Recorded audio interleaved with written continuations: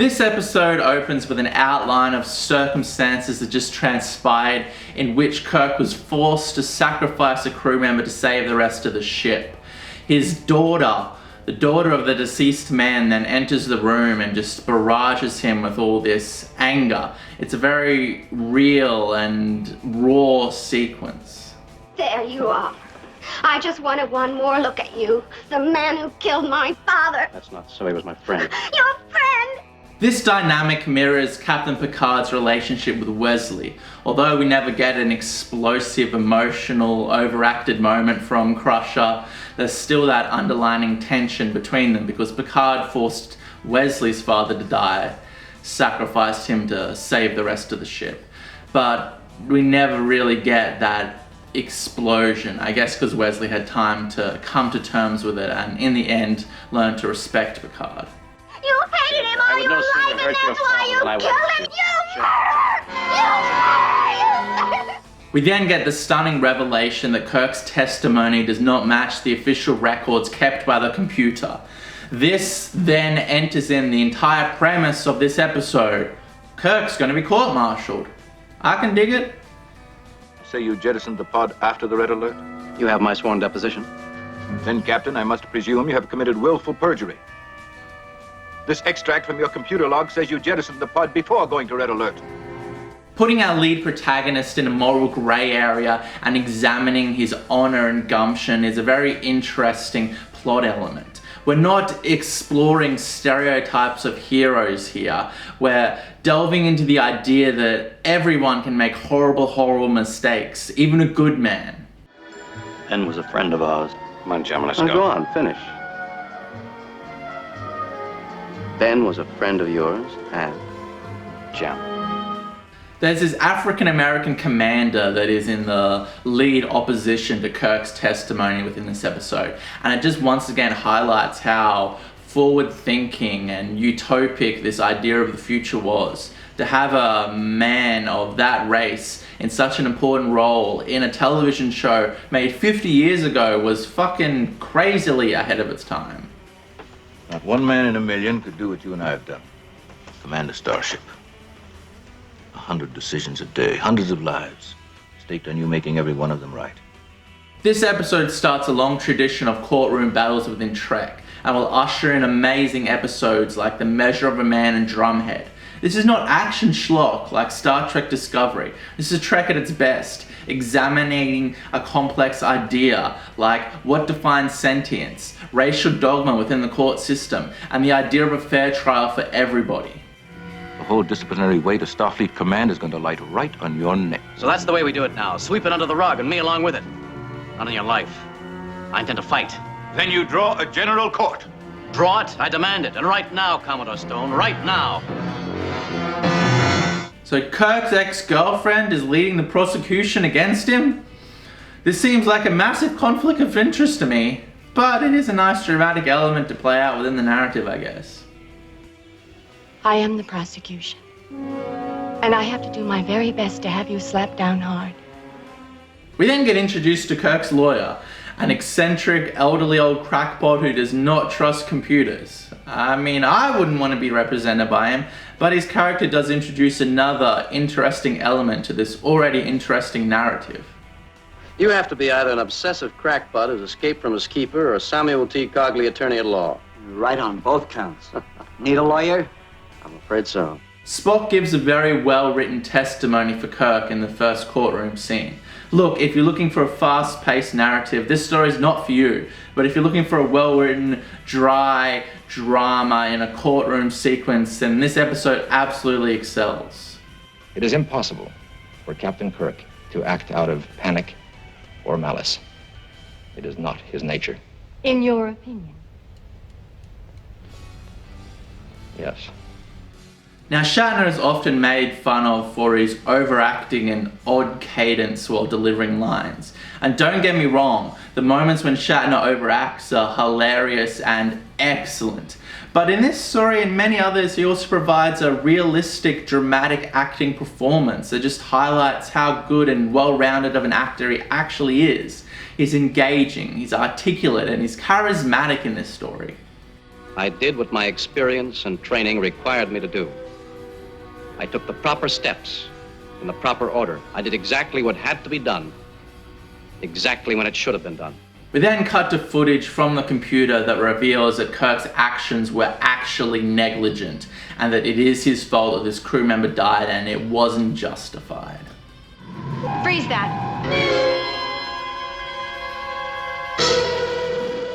It's established that it's near impossible for a computer to make a mistake, so this is the low point within the narrative. Kirk and the lawyer lose faith within his integrity and his abilities, and the idea of this trial coming out positive for Kirk is completely void at this point. 2 days ago, I staked anything on my judgment. You did. Your professional career. I spent my whole life training for decisions just like that one. Now, I often praise the original series for being very modern and forward-thinking for the political climate that it was written within. The ideas that it brings up are universal and still work. But there is one underlining element within this narrative that does kind of date it to the 60s. There's this underlining idea that computers cannot be trusted and that they're unknown and that they're odd and that we should never rely on them. Now, this is just a typical 60s view of a computer.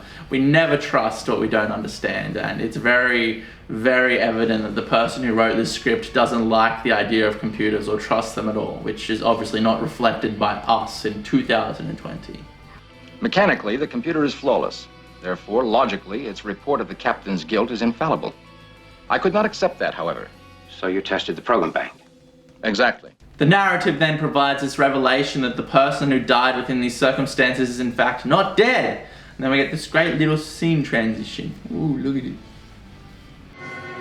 Gentlemen, I submit to you that Lieutenant Commander Ben Finney is not dead. The computer then conducts a search for this hidden crew member, and it does so by playing this horrific Lynchian noise.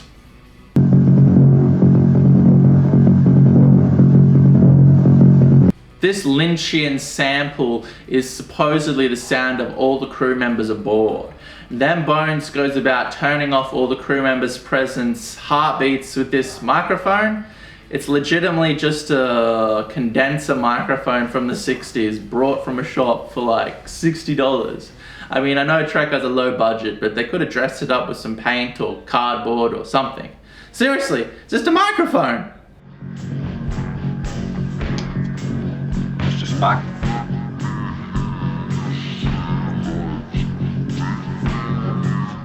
So anyway, Bones turns off all the heartbeats with this microphone and they discover that there's still one there. The stowaway. They found him, so Kirk decides it's best for him to track down this person alone because, you know, we need a confrontation at the end of this episode. We can't just have a dry, boring courtroom scene the entire time. We need a little fight sequence. So Kirk stalks his antagonist, the man who framed him for this crime. We get some suspenseful strings and then an exciting Trek-esque battle ensues. They told you to do it to me.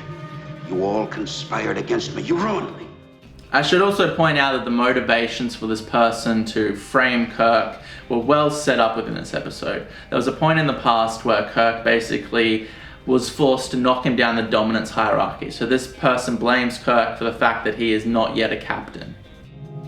You're out of power. I know this ship too. The Enterprise should have been mine. You kept me from it. Ben. This guy is clearly troubled and mentally ill. He also looks like Willem Dafoe. Might be Willem Dafoe's dad. I don't know. Anyway, Kirk just proceeds to punch him in the face. Look, I know he's holding a weapon against Kirk, but he obviously seems like he's in a bad place mentally. And I feel like he would have been obviously in a bad place mentally before this whole incident, but no one picked up on it, not even Bones. Anyway, Kirk proceeds to punch the shit out of this guy, and there are these great long shots where it cuts to the whole room, and it's obviously not Shatner or the guy who plays the stowaway. It's just stunt doubles. They don't even try to hide their face or anything. They just plainly not the characters anymore. We see Shatner, we see Willem Dafoe, they're punching on, it cuts away to a long shot, we can still clearly see their faces and they're stunt doubles.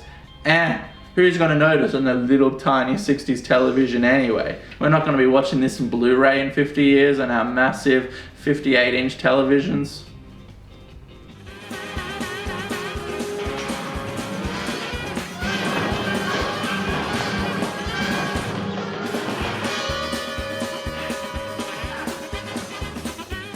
So basically the plot all wraps up and Kirk's innocent now. There's this ticking clock element with a ship falling into the center of Earth, but that's given like 5 seconds. The conclusion, or the third act, is kind of rushed, but I mean it still all kind of works. And the courtroom dialogue is so well written that you can't give it a free pass. There is this unnecessary kiss though between Kirk and his ex, which wasn't set up at all and feels completely out of place and unnecessary. But in conclusion, I mean, this episode was well written, especially the first 2/3. It's great. It's examining a complex court idea, and it's not action schlock until it's action schlock. But it's not action schlock until it descends to action schlock. The reason I like Trek is because, for the most part, or some of the time at least, it's well thought out and it's well written and it makes sense and has good characters. And this episode certainly has that. Alright, thank you for watching. It'll help out if you guys could like, subscribe, and in the comments tell me I got all the facts wrong and my opinion is null and void. Thank you and good night.